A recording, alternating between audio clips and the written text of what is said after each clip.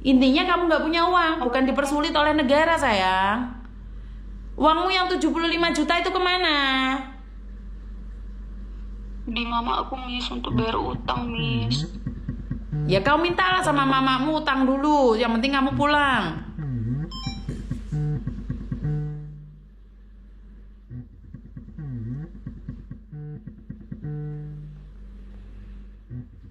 Ya intinya kan dipersulit ya karena kamu gak ada uang. Makanya jangan mau ambil uangnya orang. Karena di dunia ini gak ada yang gratis. Jangan sesekali mau dikasih mahar. Jangan sesekali mau ambil uangnya orang.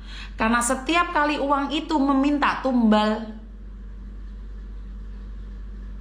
Jadi jangan mau dikasih uang. Kenapa? Ya kasarnya kan aku udah dipakai, terus aku juga kena KDRT, terus Dipakai apanya? berumah tangga aku juga nggak mendapatkan nafkah loh, Miss. Dipakai apanya?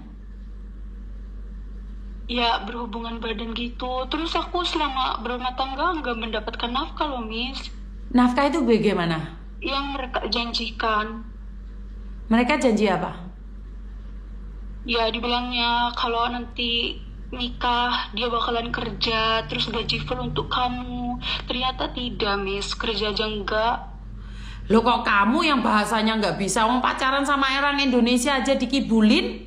Yang bisa bahasanya, yang setiap hari ketemu. Apalagi yang orang yang bahasanya kamu nggak paham. Iya kan? Kan seharusnya kamu sadar menikah dengan orang luar negeri konsekuensinya apa? Selain ditompai apa? Gak dikasih makan. Nikah sama orang Indonesia yang I love you, aku padamu, aku cinta kamu aja. Habis menikah di Jarne kok. Lo kok percaya sama janji-janji manis? Kamu tahu dari mana kalau dia akan kerja? Wong kamu bahasa nggak paham. Emangnya kamu bisa bahasa Cina? Kan juga enggak. Lah iya, kamu tahu dari mana kalau dia janji-janji?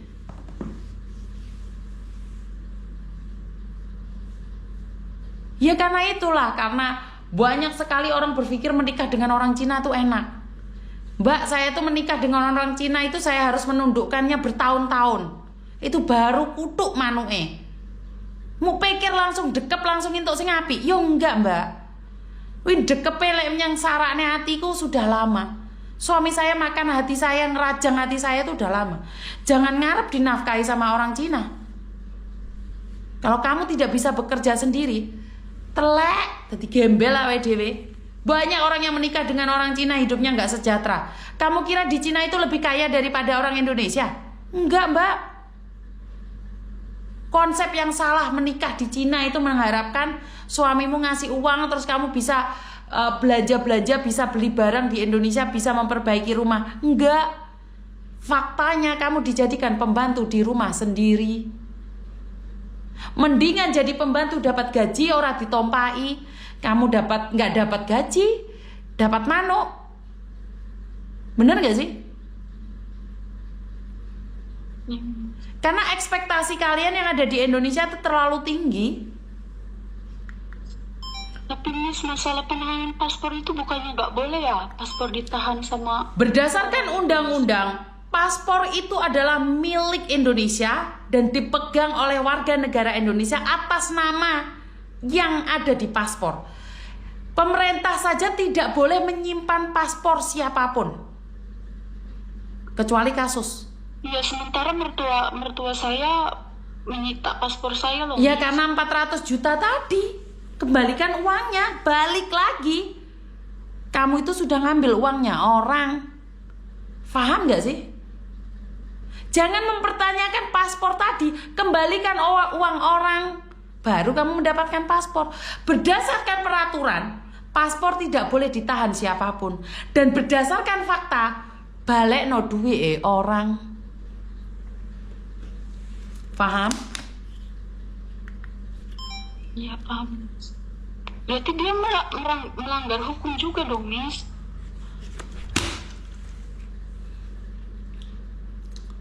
Utang di bank aja kan pakai fotokopian, Miss.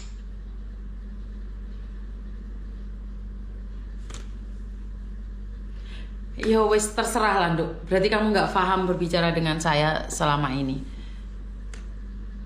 Balekno duwike wong ki mau.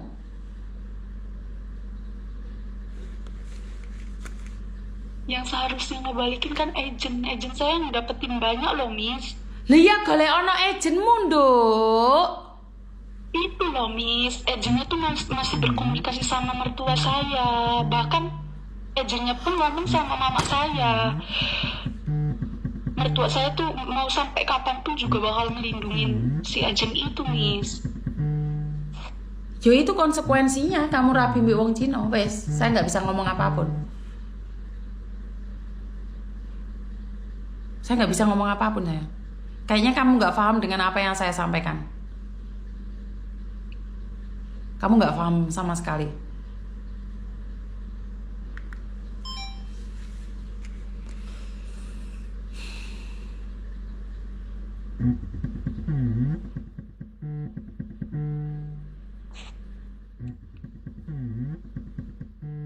Berarti harus siapin uang itu yang Saya nggak bisa ngomong, Dok. Kamu mulai tadi saya kasih tahu siapin uang, tapi uangnya nggak ada. Saya nggak bisa ngomong, Dok.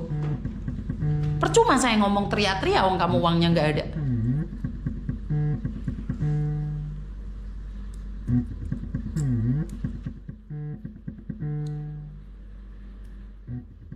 Kayaknya kamu masih nggak paham dengan apa yang saya sampaikan. paham, Miss. Intinya makan uangnya, Miss. Betul. Intinya apa, Dok? Uang. Betul. Kamu tanya panjang kali lebar, itu intinya uang.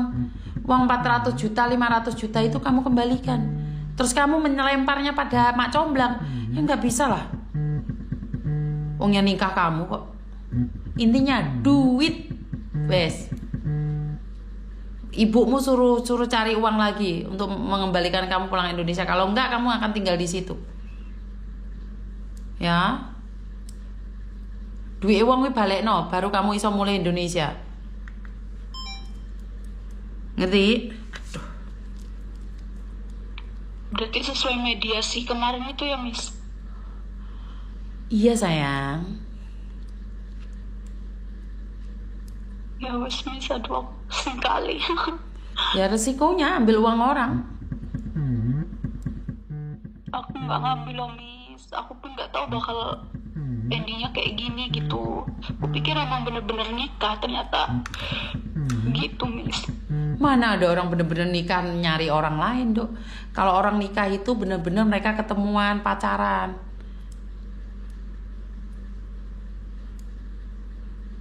Gak ada yang nikah itu lewat orang, apalagi bayar. Ya aku pikirkan, aku nggak ngerti itu, Miss. Ya aku pikirkan perjodohan lebih baik kan, karena aku selalu gagal dalam percintaan itu, Miss. Makanya aku pikir perjodohan itu lebih baik. Ternyata Siapa yang jodohin kamu, mak comblang? Hah? Siapa yang jodohin kamu, makmu? Bukan, Miss. Itu temenku itu. Ya kan mak comblang. Kan bilang juga. Mak comblang. Temenku juga nikah sama orang Cina, Miss. Dia bilang katanya enak, ini itu. Orang yang diambil ginjalnya itu juga bilang enak ke tetangganya. Mau belajar dari situ tak? Hidup itu nggak ada yang enak. Hidup itu butuh proses. Jangan protes. Ya, Miss. Temenmu nggak akan cerita bagaimana proses mereka. Intinya, kalau kamu pingin pulang, ambil uangnya, kembalikan. Wes.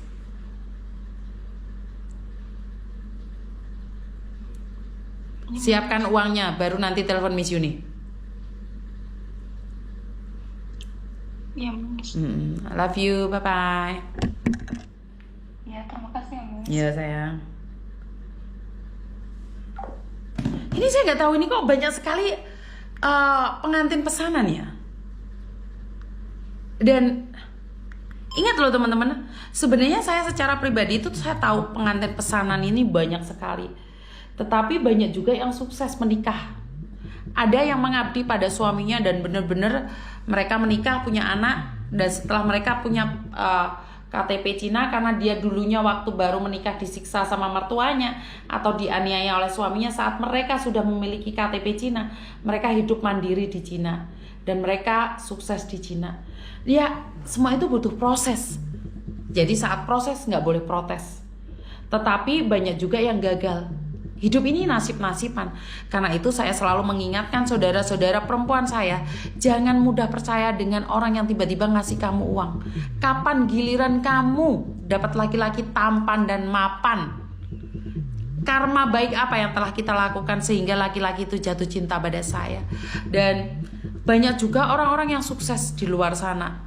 Tetapi semua itu prosesnya panjang kali lebar. Tidak hanya hari ini kalian melihat di YouTube. Begitu juga saat kalian melihat Miss Yuni, kalian kira Miss Yuni itu hari ini sudah sukses. Oh, Miss Yuni itu sehari ini, seperti itu. Tidak ada yang tahu proses saya panjang kali lebar. Bagaimana perjuangan saya bersama suami saya, bagaimana perjuangan saya bersama anak-anak saya. Karena yang menyakitkan tidak pernah saya ceritakan. Banyak orang yang bilang, enak ya jadi kamu, enak ya jadi kamu. Ya enak lah, karena nangisnya, pedihnya, lukanya saya skip.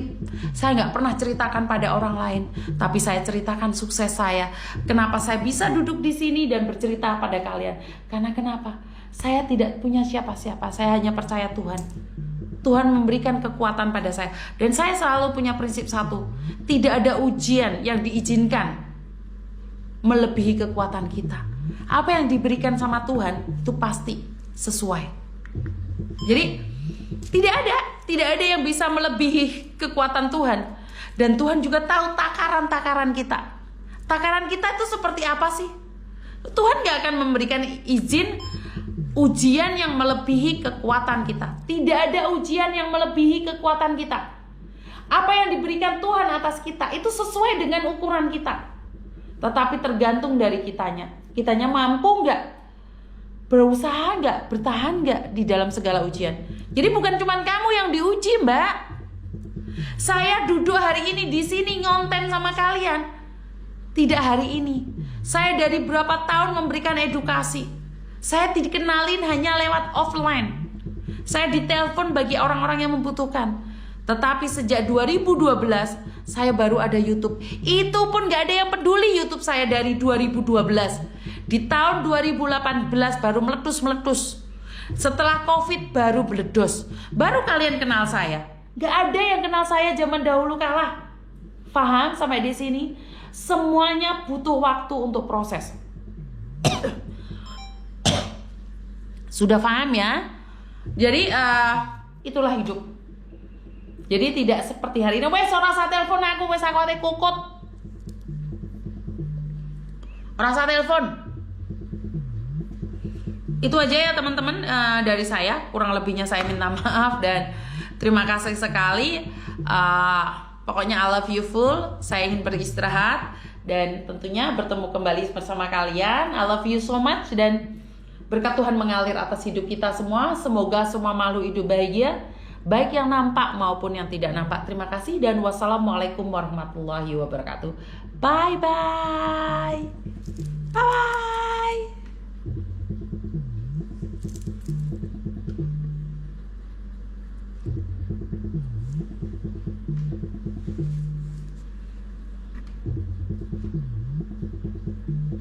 Infone wis jelas to, ngene Pak Darman Sading nyimpen obat merecon kanggo sok bodo. Ledes dhisik, omahe dileput sak wonge.